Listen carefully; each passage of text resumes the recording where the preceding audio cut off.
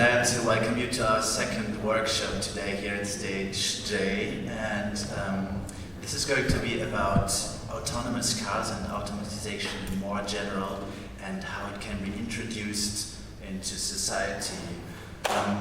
Our speaker today is Alexander Mankowsky, and he has a very diverse career. Originally he was a sociologist, and then he started to become a knowledge engineer and experimented very early with artificial intelligence. Now he is working for Daimler as an expert in future studies and will share his work and his future visions with us today. Please welcome Alexander Mankowsky.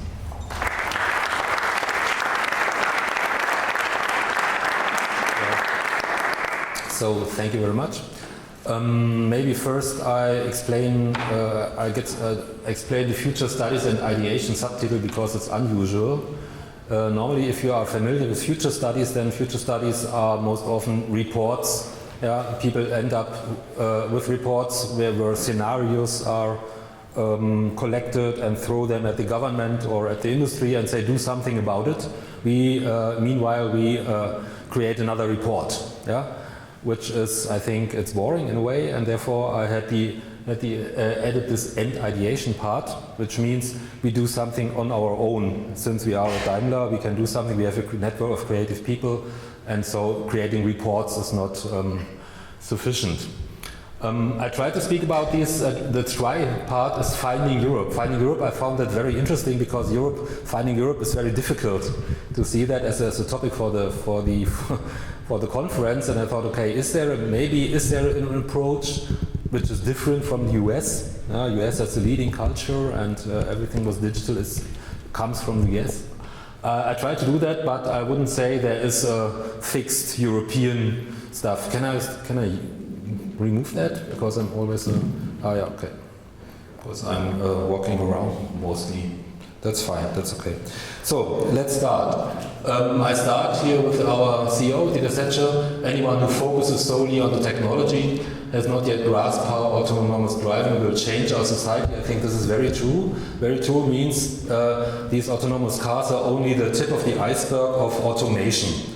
Yeah? In this special case, the automotive industry is on the forefront of the innovation process, because normally automation is only done today automation is mostly done in professional environments, like automated airplanes, automated ships or something. It's professional, yeah. Or automated robots in the factories. Everything is professional. It is fenced in a way. But automated cars now are then in the wilderness, in the public area. This is new, so we have to think about it, how to introduce this kind of automation to people like you and me who are not professional, not paid for that, or not educated, how to do that. This is really new. I had the opportunity a month ago to participate in a conference of the NASA in USA, yeah, NASA, and they had the title was Transitioning to Autonomy, and they had invited scientists from the industry and their own scientists and so on, and there you could see that these automation efforts are very, very far and advanced, but all in so-called in sandboxes, so to say, yeah. If you think of mining, very large sandboxes, but they are not in the open. So now they are in the open. So this one is true, and we will have to search for many solutions using automated cars in a way as an example for a technology for all these robots which are coming on us. I start with a part of the Bloomberg interview with here Mr. Kohlhaas. It's about smart cities, and I think what he is telling us, it is important to listen to that. Maybe it's European, I thought it therefore, but it didn't work. Technology? Where is our professional? There's no, obviously the stick is not. Well, whatsoever. What he's saying is that these smart city parts the smart cities will change change the nature of our cities in a way that that it's more in the technique. There's no sound. The sound is inside the cable. Thank you very much. So again.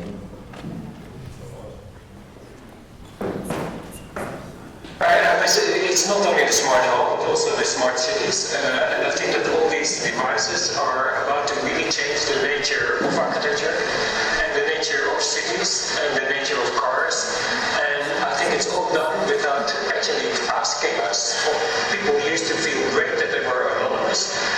Feeling anonymous was giving them a feeling of freedom and a feeling of adventure. And I think we have to be very careful that those elements are not kind of taken away from us, and we have to resist it. I think,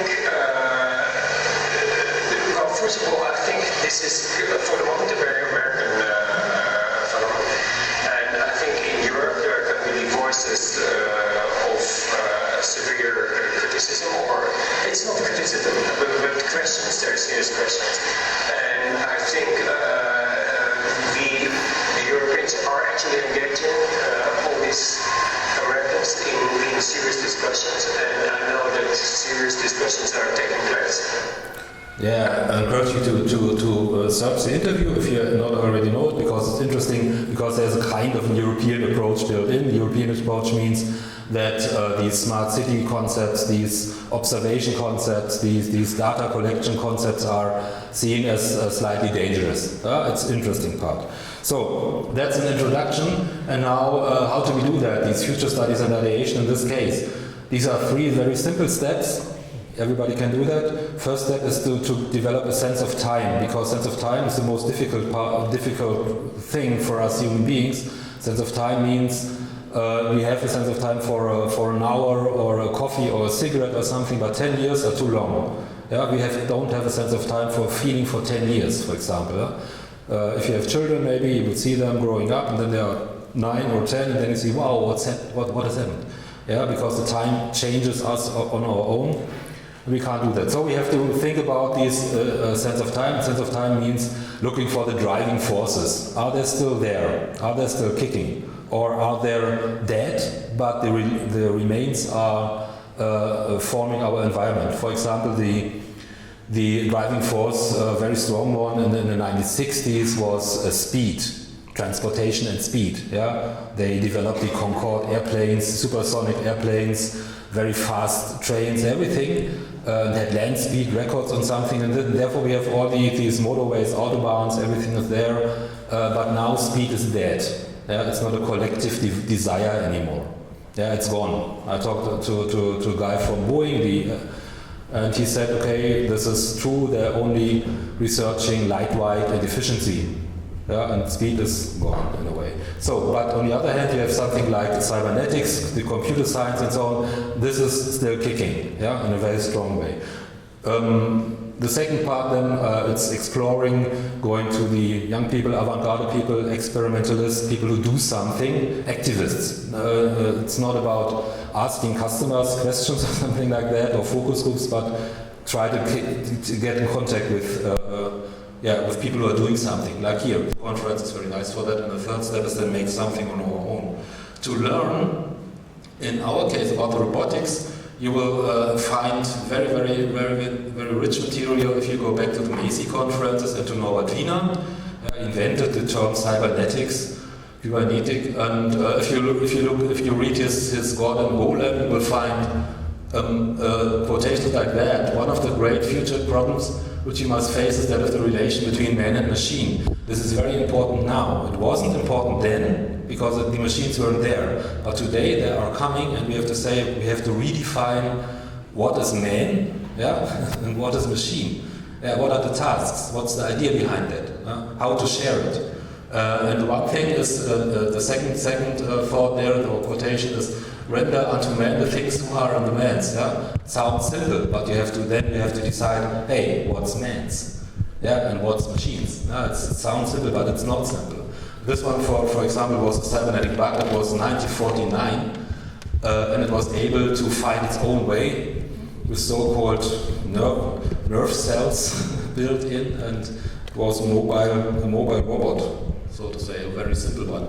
And if we look if we try to see the influence of these thoughts, I made this timeline from Norbert Wiener to Terry Winograd, and Terry Winograd was a teacher of Larry Page and so on. And you will find if you research the constructivism, cybernetics and constructivism, you will find all the people, and you will find a collection of people going full time until today. So it's very simple for you that if you do that, to understand this smart city and all these concepts where everything is made as a machine-like environment. But Terry Winograd himself is very interesting there. Right. So another thing now about cars now, to understand about mobility. Mobility, it started in a strong one in the 1990s with the seeing cars. Seeing meant they had vision, many cameras. If you know these old computers, this was 88 processors. Very simple. And this Ernst Dickmanns was the mastermind of that. It was a very clever guy. Or is. And they made all these so-called assistance systems. Assistance system means the cars have vision in a way with radar today, but they don't have knowledge about where they are. They can't learn anything. It's always like new, and they are reacting. It's only reflex. The second line here in this line was a new approach introduced by the DARPA in the US. They made first the robot challenge. It was based on GPS, but GPS is maybe important for Ernst Dickmanns. Then in the 1990s, GPS was classified. GPS was artificially rendered unusable for civil purpose. It was Clinton then who freed GPS for everybody, for the economy. So then it was based on GPS, and everything failed. If you know how the DARPA made inventions or innovations, it's a funny process. The process goes this way: they have a task like a challenge, and then they say, okay, the winner gets $10 million, for example, and everybody can enter, given he is American. So institutions, maybe most of them, the universities will enter because they have students working for nothing. And so they enter these challenges, and in this case, everybody failed. In 2005, it was very humiliating. Sebastian Thun told that. They started again with the grand challenge, and then they had machine learning and GPS and maps and so on, and then the cars, this worked. This was the first time it worked, that most of the cars arrived. The key person was Sebastian Thun, very interesting guy. He said then he was at Stanford, and he said he will eliminate death. His goal was to eliminate death on roads, because his friend died in a car accident, and therefore that was his goal. Very interesting guy. In 2007, they did that with the Urban Challenge. We were there too, and we had the opportunity to watch the people there. And the interesting part was the technology on one hand, but the people on the other hand. That was the thing. The spirit was so high. It was so a mixed, diverse group. This was fun. And I thought, and then in 2007, I thought, okay, this will work because the spirit was so high. Then he got to Google X, and it was everything started to go ahead. In our case, we had these autonomous S-cars that Dr. Benz was driving. We had the Google prototype, you know them. Future trucks, and now this luxury in motion car. These red lines means that we have Mercedes-Benz, our guys, technician, Ralf Hertwig and his group, they bridged the approach. This one's Mercedes, the approach you can buy currently, and they bridged that with machine learning and all this stuff. So just to understand the current development in autonomous driving.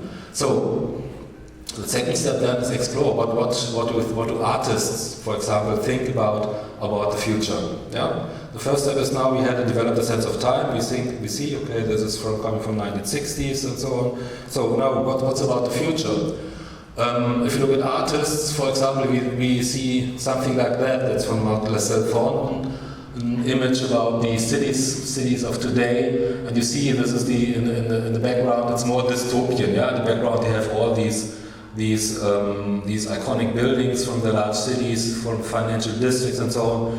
And here and down the red one, the living part, so to say, is only consummation. Yeah. And the helpless child in the middle there is only sheltered by consumer goods. It's a dystopian thing. Yeah? We don't like to have that. Yeah? So we discuss that in the company too with people, and then I ask always the question: do we like to have that? Yeah? Do we like to work for that? And most often, I would say 100%, they would say no. So because you have to bring people into that. This one is another example. This one is from an artist named Yang Yong Liang. This is the Asian approach. You see, this is the same thing. It's totally dense. Yeah, there are. If you look at, you should look it out in the internet because there's some video installations on that. Very nice. And you see, it's totally dense, and you will have no private space like the first picture too. But it's not so bad. Most of the people think, okay, I like to have holidays there. Yeah, because there are funny things to explore. Yeah, I don't want to live there, but I like to see. And you see, speed is not something you would, but it's more curiosity. Yeah, you will like to see stuff, but it's not bad. It's not dystopian. Yeah, some people are scared. Yeah, I don't know how it's in this room. Yeah, one woman had a little child, and she was totally scared and thought we wouldn't like to go there ever. So, but it's mixed.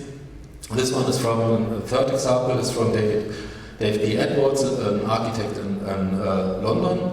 And you see, this one is not so utopian as it seems, because in London there are now 100 to 150 buildings, high-rises in the planning, which means it will look like that, in a way. Yeah? And if it looks like that, it will be very, very dense, and the roads and the public spaces there will be a competition about public space, the competition about space, and you will be happy if you have some privacy in the outside, if you are on the outside. Maybe interesting here is this little green bridge there. This one is in a planning process. Maybe they built that, maybe not, but you see the paradigm change is very strong there. You have these, it's not about speed, it's more about quality of life in a way, yeah? Because you are on the move all the way, and then you find some relaxation there. Most of the people like it, yeah? Even if it's totally artificial, but you can say, okay, there's so not enough space or not enough, that you need something artificial like that, but it's beautiful. I guess it's beautiful. You like that? Yeah, I like that. I like that too. Maybe they built it. I hope so. So this one is another thing we call of the smart city and cybernetics and so on.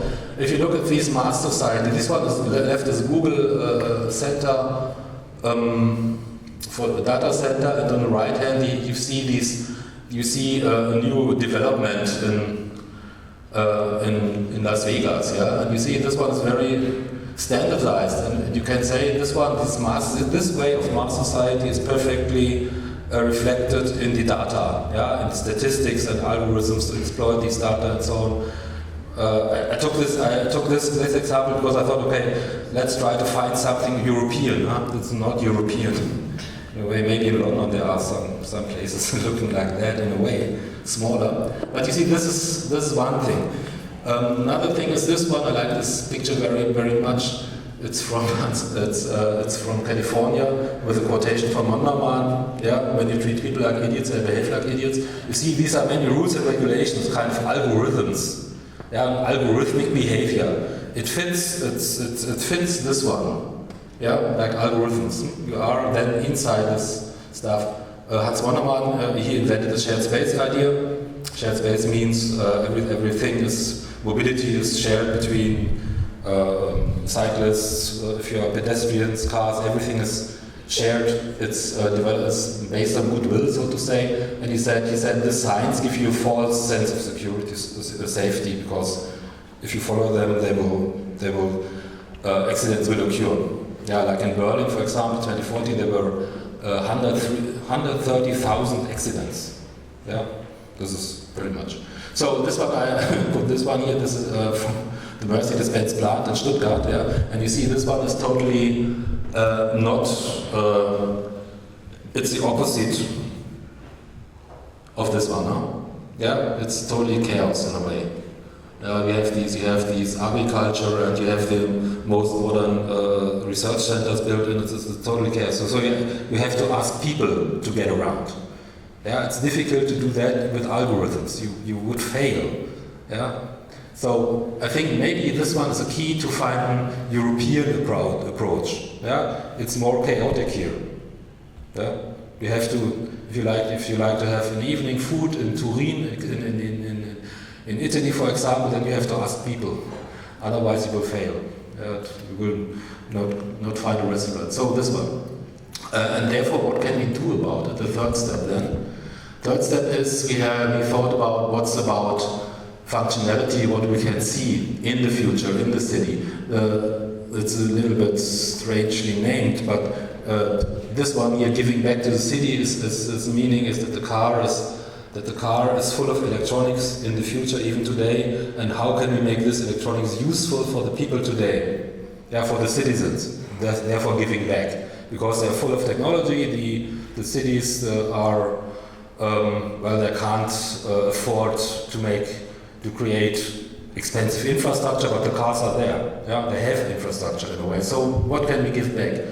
Mobile revolution was meaning that if we have autonomous technologies, then we will have a different way. We don't need the transportation so much. Commuting is not so important then, yeah. Because if you are in your room and the room is moving, then you can work there or live there in a way. So it will revolutionize mobility. Architecture was meaning that the difference between mobile and immobile, yeah, the gap will go away, yeah, or will be reduced. For the mobile revolution, we thought, our designers or creative guys, they made many different devices. Like I like most this one here, yeah, like a micro car, like a telephone booth, so to say, where you have some privacy inside, and you can have your food and you can do stuff, and nobody will watch you, and the thing will move you around. Very small. Or this in the top there, this one. This micro transformers was the idea that we have microeconomies, maybe gardening whatsoever, or printing and so on, and then you need transportation to transport your goods to the markets. And therefore you need small items, mobile items, or this large ones here, they're like the office or like the living room, which is walking around, or here this one like a kind of a train, a train out of smart mobile, robots in a way. So there were many ideas about that. This one was giving back to the city again, giving back to the city. One thing was, okay, help people, but you can make artificial pedestrian crossings in a way, because the car is in the know if there is something dangerous approaching or not. So the car can use its facilities which are built in. What we have produced in the end was this one, the FO15 research car called Luxury in Motion. Choose is luxury, it's not the small smart car, it is a large car, because we Mercedes-Benz, we have luxury, that's great. But you can see the idea, it's like a mobile, what can I say, place, like a third place where you can relax, because we think there's many research going on, and you see that mobility, all in all, is stressing. It's for the people, it's stress. Yeah, it's between cars and trains. Yeah, in Germany it's a 7 and 8 plate of stress factors. Mobility. Yeah, I think it's a little bit different in Berlin. If you ride your bicycle in the Tiergarten, then it's very nice. But normally it's more stressful. Yeah, and therefore we think places where you can relax are very important. Therefore the orientation with the chairs.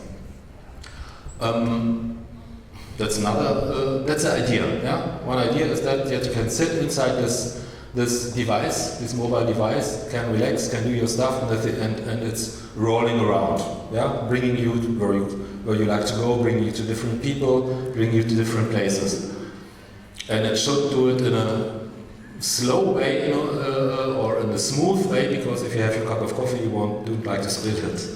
Yes, but we tried that. There's another one. The interior is most important in this case, as you can see. This is a driving in Las Vegas. Maybe there are some things built in. For example, that here these you see these. This one here is moving. Yeah, because it shows you the kinetic, the movement of the car to avoid motion sickness. Yeah, so your eye is always in contact with these floating forms there. And so we hope, or we tried it, that the body is informed, yeah, that you are moving, without consciousness. There's no need to inform you with written information or something, or with, but you see that. So it's better. It's more simple to make it in this way, to avoid these motion sickness part. We get for the CES. We got 3 awards. All awards we can hope for. The Engadget and the YG News Report and the Übergizmo was very nice. We talked with many people there, and they were their speeches there too. No? And there were many trend scouts. That was interesting. At the CES, the trend scouts, I asked them about smart city and smart homes and so on, and they were very skeptical about that. But they were most of the people are very happy about these stress-free cars or stress-free mobility. This is another thing. You can see the car from the outside rolling around. This one is the designer. The Holger Utzenlaub is for the exterior, until we're for the interior in the middle. Okay. And now the part I wanted to explain you in front, because human beings and automation and mobility. Yeah. This one is an example for human mobility. What can we do? Or how can we do that? Yeah, how can we do it? We can do that because we have social perception. We will see this couple is busy with a child. Yeah, busy with a child means we would go around, or maybe we'll help them. That's very simple. We will see these here. They are professional. Yeah, they can do that on ice. They can skating. They can do that. So we will. If we are bad skaters, then we will go in the middle. Huh? They will help us. They will go around. So it's very simple for us to move around there. Now think of this here would be a robot. Yeah, imagine a robot here, and the robot will not show his capabilities, will not show his speed, will not show his mood, so to say, what he's about to do, his planning. Then it will be very difficult and dangerous. Because our perfect capability to see, to interpret what we are doing, what they are doing, maybe this one, she is thinking about something, she wouldn't recognize us. We have to check for her. So if a robot is there and he shows us nothing, then it's very dangerous. Yeah, and therefore we thought, okay, if we introduce automation into society, automation into mobility, then we have to show what the car is planning, what the car is doing. The car has to interact with this environment. We did it. We tried it first with in the future talk with robots, with flying with drones, and the drones were able to interact. I'll give you a small example here.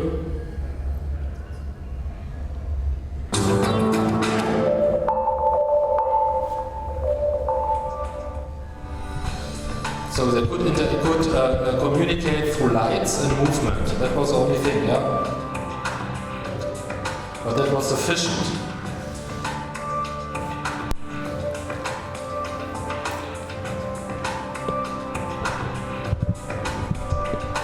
They were reacting to gestures. And I like this one very much, This one is the robot is saying, the drone is saying to her, I have seen you, and I will stop. No? Because I've seen you, I stop. We tried this one, exactly this one, without communication. And without communication it was scary, The drones were coming to you, in front of you, and to your face. And it was totally safe, But since you don't know that they have seen you, then they couldn't be aware of that because it was a sign. That was scary. We tried it with journalists, with other people, but instead, the moment the drone was blinking then and was making this movement, everything was fine. It was not scary anymore. So we tried to bring this into the car, this idea, and you see in this picture that the car is projecting pedestrian crosswalk. Yeah, to say, okay, I will stand here, everything is fine, you can walk. Yeah, this one very simple way. We made it in detail in this way, like if you have traffic education for your child, for example, for a 10-year-old child, yeah, this then you would say, okay, if a car is approaching, is it autonomous? Yes, no. The car is autonomous, then it shows blue lights. Yeah, so you can say, is it autonomous? Yes. Second question is, has it seen you? Because if it fails to see you, then go away. It's very simple. Yeah. So the car now, the approach is that we will use LED technology or laser technology to make some small light signals. So you can say, okay, the car has seen me. Obviously, then first step that it's safer. Yeah, I can make contact. It's important, yeah, because if it's not, you have always to look for simple signals. And the next step would be, this looks a little bit too sci-fi, but we have LED technology now. You can blink if you have your eye contact. You show your face, then the car can react to that. Yeah, because then you are With one car, I can imagine, but what happens when 50 cars are driving around me doing that? I would feel like. Yeah, we had that. Yeah, it would be. I guess it would be very nice, like Christmas, and you have these, like on Broadway in New York City, in Manhattan, and you have these Christmas lights, yeah, on the roadside. I guess we have to check that out. What is necessary? What is meaningful? But at first, we have to develop. That's the stage we are now. We have to develop a first approach for an interaction language. Yeah, I'm aware that if you have 10 cars and so on, and there are hundreds of people on the side, then you have a flash. But maybe this recognition part could be beautiful. Yeah, think of it. You have in the night, and then you are always there's a kind of LED flashing on the floor. Would be nice. But this is something we have to work on collectively as society and as people. Because if you remove these sites, then it's very dangerous, I guess. So this is one thing, and once you have informed the people, once you are in contact, you can inform the people about the plans, yeah? What the car is, like to turn right, turn left, so everybody else can react to that. Now the idea is always enable the people to react or to act. Yeah, because we are acting, people are acting, and the cars are more machines. Yeah, to separate that. The willful part is our part. We did that with with lasers, for example. It's very funny technology. It will not work in bright sunlight today. Yeah, but the LEDs will work in bright sunlight today. This one is totally funny because you can make, you can make everything, produce everything. You can produce art, if you like it, or customize these signs and make some. If you are into tattoos, you will love that. Yeah, you can tattoo the road in front of you. This is a nice thing. But you can make very clear signs to your environment what the car is planning to do. It's very simple. We have this one with robots, moving robots. Was a small example. I can show you that. The interaction.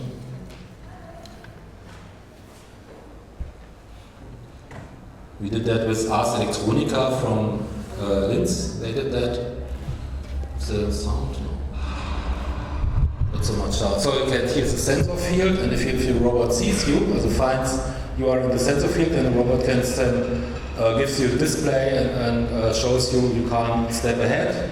Yeah, it's free. Everything is fine. This is the intention. Robot tries to do something. It informs about its intention. We tried that with different robots and making a kind of was a large game then, very funny.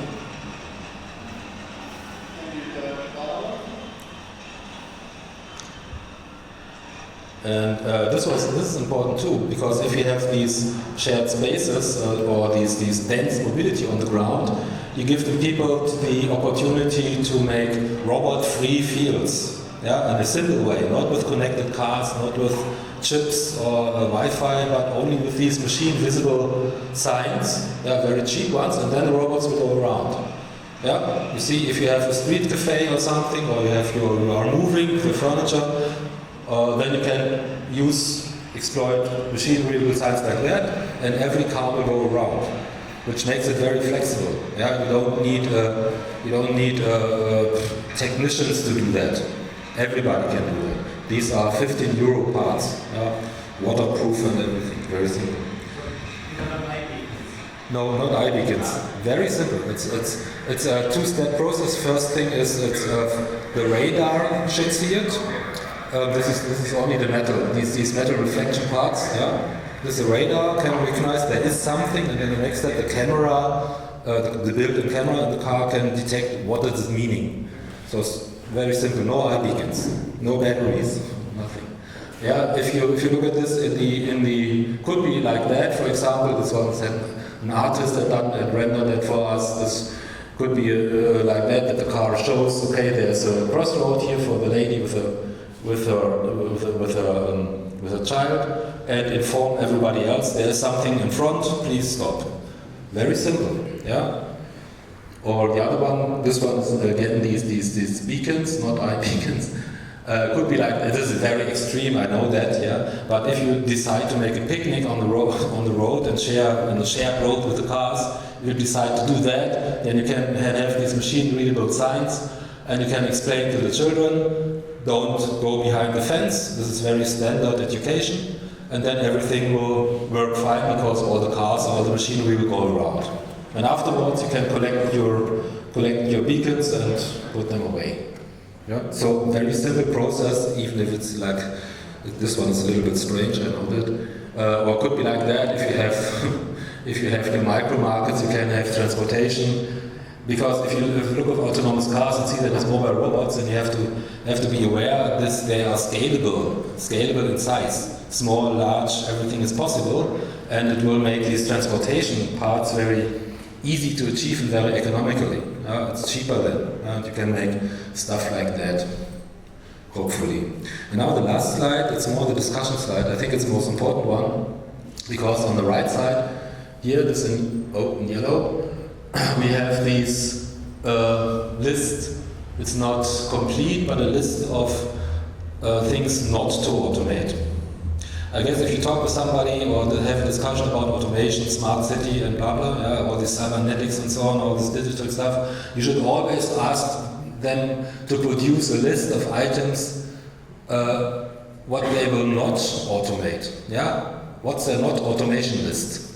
Most of the time, people will be kind of shocked and say they will automate everything. Yeah, so let them produce a list and think of these lists in your own working field or in your own field of experience. For example, this one here, this not to automate, I think is social perceptiveness. Yeah, because we can see as human beings, like this ice skating example, we can see there is something they are occupied with a child, or they are thinking about other stuff. So we can react accordingly. But we can't do that all the time, not 24 hours a day, and not behind our back. But this is a robot can do. A robot can be alert all the time. He has a 360-degree view, so he can do all that and give us then information or warn us, and then this one will work. The next step again. So it's maybe a help. I hope it will be helpful for both sides. Yeah, or sense of beauty, important too. Yeah, not to automate design. Yeah, it's a very human thing that we can react. Even if you read about parametric design, it's nice, but mostly the people will tweak it because it's not attractive enough. Or empathy, or very important is willful action, creativity. Willful action means we don't. It's not about choices, pre-planned choices. Yeah. Do this, and if you have another idea, then it's bad. Yeah, it's not about choice, it's about willful action. It's always, most often, if you talk about this smart city stuff, you will find choices. Yeah, and if you are inside this room of choice, then everything is fine. But if you have a crazy idea, like make a picnic on the road, on the street, yeah, then it's bad because nobody had thought about the picnic. So we need always stuff to enable willful action, and therefore we have these we try to do this with beacons or with the signs that you can interact with the car. We have to see this is not only cars. We have now in the production plants we have these so-called fenceless robots. Yeah, the normal robot, as we know it, the automation robot in the production plant is something behind a fence because it's very dangerous. Yeah, and now there are coming so-called fenceless robots. They are smaller. Yeah, and you can work with them hand in hand, so to say. They don't have a hand, but they can touch you. You can touch them, and today they are touch sensitive. If you have the opportunity to get in contact with some of them, do that. It's very interesting. Yeah, so you have to feel it. Yeah, fenceless. So we have in all these areas. We do. Yeah. Oh, I have to go. I have to stop. So do your own list on this one. What you think is human? It should stay human. And what's your talent or our talent then? And think on the other hand, what will be the fitting technology for automation or to make your tasks more easier or enhance the quality of life. That's what we think. What our plan is with our own approach. Then, thank you.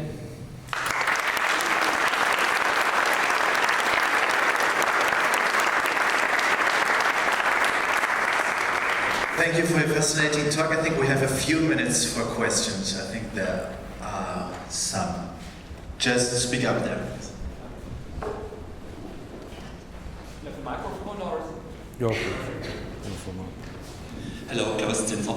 I watched your presentation and let's say I saw these luxurious large cars, but on the other side the Starpa Challenge, which is a good idea. But when I look around, I see Elon Musk, who came up with this storage unit of 3,500 euro with 10 kilowatt hours. On the other side, I see this Renault Twizy. You had a small car also, and there I think there should be more the idea to take something like this, for example, from the European Union or whatever, buy a car company, a very small one, who has just one car, put it as open source hardware, and wait what developers would do, what they would make out of such a car, because I think there is a big market for a small car, just for 1 to 2 people, in the range of 10 to 15,000 euro a pound. Yeah, that's true. We have developed our smart cars, but the large one is, if you think a European approach is about beauty, aesthetics, and Mercedes, and so on. So we need the large car. Yeah. The open source. It's. I don't think it's possible because we have our quality requirements are so high. We have to document everything, and therefore this one is a difficulty. Yeah. So yeah.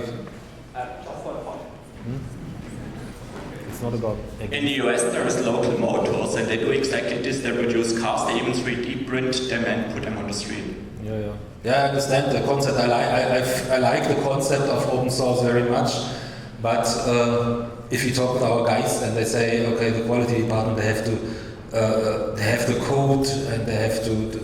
It's so awful difficult. But if it's possible, I think people will do it. Yeah, it will be more creative. Yeah. Some more questions. You said something about the machine interaction where you can have with the lights that the car can see you, but that only works in the real close distance. How does it work over 50 meters, 100 meters? Because right now I can see that I can make eye contact, and then I know that the person sees me. How does that work? In distance like 50 or 100 meters, you won't make eye contact because it's too far away today. Yeah, it's difficult today too. So we think it's the eye contact is totally correct, yeah, and we think we need a distance where we would normally make eye contact, yeah, like 10-15 meters. We think we have to show it. We have to be thinking of different signals for these large distances. Yeah, because then you have mostly moving objects like people in other cars, for example, and then you can use LEDs which are very strong today. Yeah, but not show you that you are not a sign on the ground, but just a blink like that way. But you are right. We have many different. We need many different. For if you are very near, yeah, like traffic in India, for example, it's like that. Then we're thinking about sound, for example. You can have 360-degree sound, which gives you a dip. maybe that. It's an open field. Yeah, we have to try. We have to make experiments with it. Okay, there's one more question in the back. You did at the with your final slide. You give us a suggestion how you would approach the conceptual approach to these topics. And what I did not really understand so much is not to automate. What I read here is you still try to automate it then in the second step, or how is it? No, I try to enable it, so to say. Okay, support it a bit. Yeah. Okay. Support it, because we have in the cities today, mobility today is very dense and therefore very complex and therefore very stressful. That's one reason why so many accidents are happening. Yeah, and to reduce that, we have to reduce the stress. Yeah, and this I think we can do with this technology. Yeah, but we don't make. I wouldn't support that the people try to program social perceptiveness. Yeah. Another question? If we begin to facilitate our mobility through autonomous robots, how does our conception of the usage or possession of infrastructure has to be? This is very different regarding the regions. Yeah, if you look for most of the part from the US, you have only cars. Yeah, and therefore the people are making computational models that you can have kind of smart trains built of autonomous devices, so to say, or they can use one car instead of 3 cars. There are many different stuff. Yeah. So the infrastructure, the use and possession, my personal opinion is that if you have a car which is your interior, your living room, so to say, then you will develop a more direct relationship to this, because it's yours. Yeah. On the other hand, you have these shared cars. Sure, shared cars should be very much simpler with shared cars, because if they are floating around, then they don't need so much parking space, and parking space in itself is a very important topic, because if you have cities, then the parking spaces in the center are very often very attractive space, and you wouldn't need that if the cars can do remote parking. Remote parking is coming very soon. Yeah, the car will park on its own. It's one of the first steps. Yeah, we have evolutionary steps to this goal. Okay, thank you again.